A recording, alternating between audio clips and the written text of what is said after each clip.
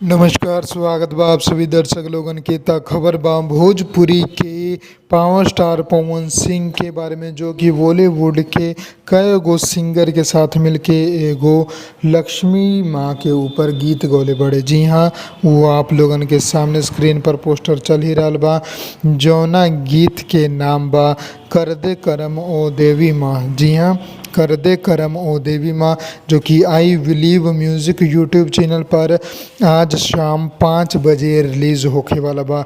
इ गाना के टोटल 9 गो सिंगर मिलके गौले बड़े, जोना में अनूप जलोटा, सुरेश वाडकर, अनुराधा पौडवाल, शंकर माधवन, कैलाश खेर, शान, पवन सिंह जी और श्रेयस पुराणिक, सोनू निगम।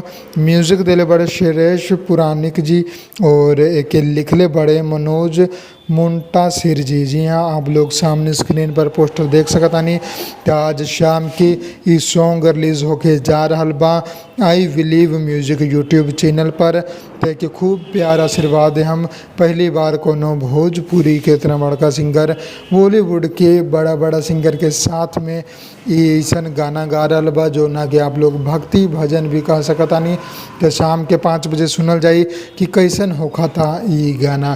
बाकी आप लोगन के अगर खबर पसंद आयल बा तो लाइक करी, शेयर करी, ज़्यादा से ज़्यादा चैनल के सब्सक्राइब करके बेल आइकन दबा दी। हम मिलम आप लोगन के अगला वीडियो में।